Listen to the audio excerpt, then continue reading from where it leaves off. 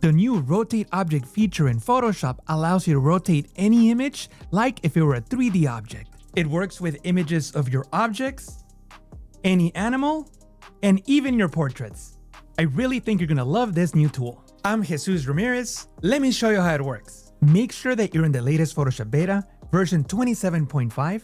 This is the document I'll start with. It contains 2 layers, a background, and the car. And of course, the goal is to make it seem like if this car is riding on this road. Compositing 2 layers with vastly different perspectives used to be extremely challenging, but now with the new Rotate Object feature, it's just a breeze. The first step is to press Ctrl-T on Windows, that's Command-T on the Mac, to enter the transformation mode. And from the taskbar, you will see this brand new button, Rotate Object. When you click on it, Photoshop will remove the background from your image and convert the object into a rotatable object. And by the way, if the automatic mask is not a very good one, you can always create one by hand first and then apply the rotate command. And here we go, this is a rotatable object. Now, notice that in the layers panel, our layer was converted into a rotatable object layer. The original pixel layer is gone, so if you would like to keep the original, make sure that you duplicate the layer before you make this conversion. The resolution is very low because we are in the preview mode, but when you apply the changes, you'll get the full resolution version. In this transformation mode, you will see transformation handles that allow you to scale and rotate the layer, just like the traditional transformation mode. But we now get 3 additional controls. This control in the bottom center allows you to rotate your object. Look at this. It's incredible. It almost feels like a 3D object. Then you can click and drag this up or down, and we can use these controls to make this car match the perspective of the scene. Then you can use this perspective button to make it seem like if your object is coming straight at you. And by the way, if you like this feature, hit the like button now and let me know in the comments. If you're new to the Photoshop training channel, subscribe now. And this looks pretty good. If you don't like using the transformation handles, you can always click on the rotate and tilt buttons and use these sliders to make those adjustments. Also from the properties panel, you get access to these controls and you can see the actual numerical values of the adjustments you made. And you get one additional control not available as a handle or a slider, which is the spin control. But I prefer to use the transformation handles. Clicking on this icon will reset the transformation. I don't want to do that. I'm happy with the result I have here. In fact, I think the card needs to be just a bit larger. Then I'll click on Done. Photoshop will then use generative AI to generate this car in high resolution in this new position. And of course, using generative AI will use up some of your generative credits. At the time of this recording, this utilizes 20 credits. Also, keep in mind that hallucinations are possible. That is generated content that really was not there in the original car. So keep an eye out for that. But in this case, the results look fantastic. This car looks great up against the background. And of course, to fully composite this car into the scene, I can use the Harmonize button, which was added to Photoshop about a year ago. And this will take our car layer and match it to the background. Notice that the lighting, shadows, and color will change to match the scene.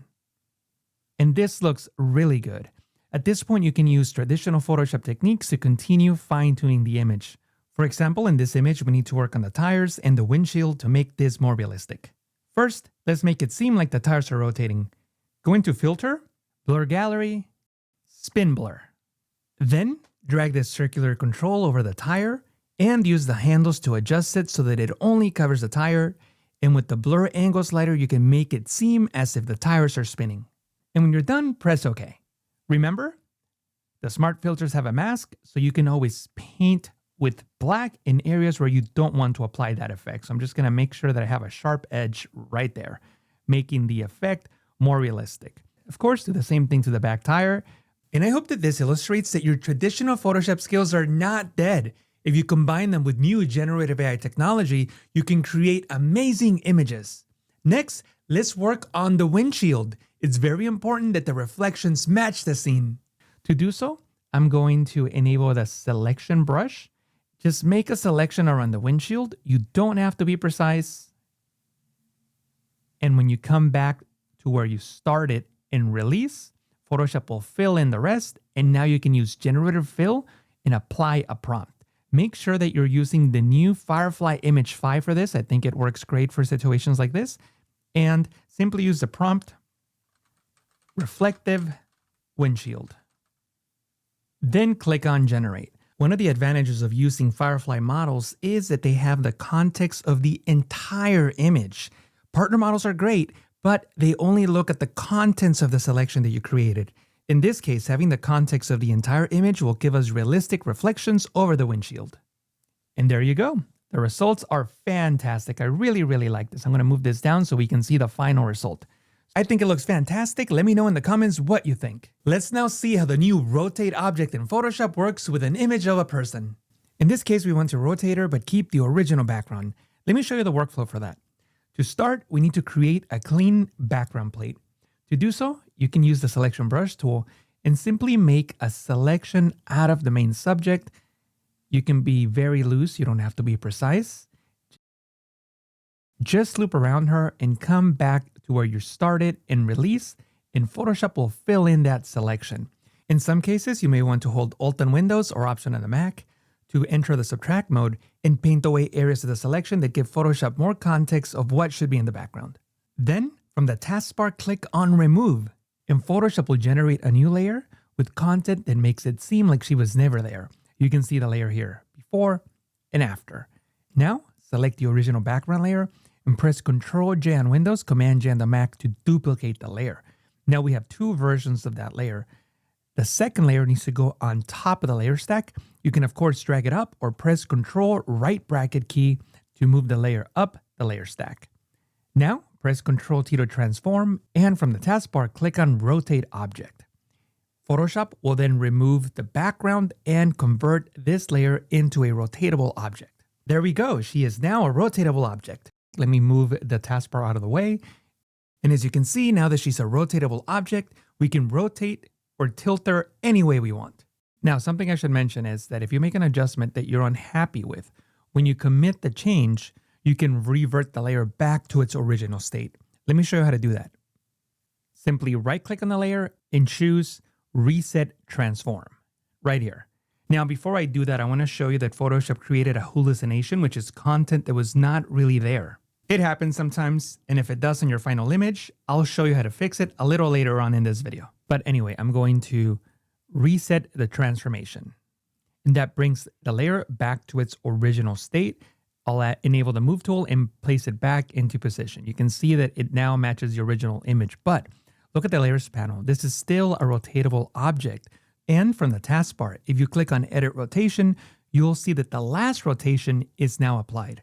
If you wanted to reset it back to its original rotation when it was first turned into a rotatable object, then you'll have to go into the Properties panel and add 0 to the rotation, tilt, and spin. But in this case, I'm simply going to use the transformation handles to place her into position. I want her facing right, maybe bring her forward a bit, rotate her a bit more. I'll click on Done to apply the changes, and Photoshop will generate the high resolution version. And there it is. Again, Photoshop is having issues with the highlights.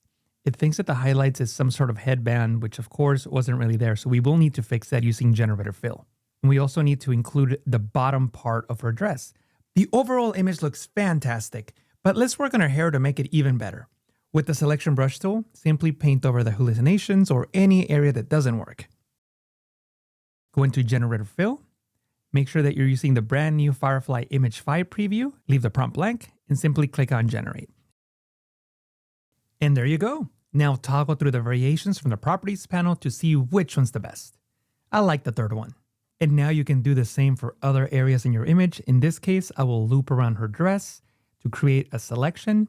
Then I'll use Generative Fill once again to fill in that area. And again, cycle through the different variations to see which one you like best. This time I'll use the arrow icons in the taskbar.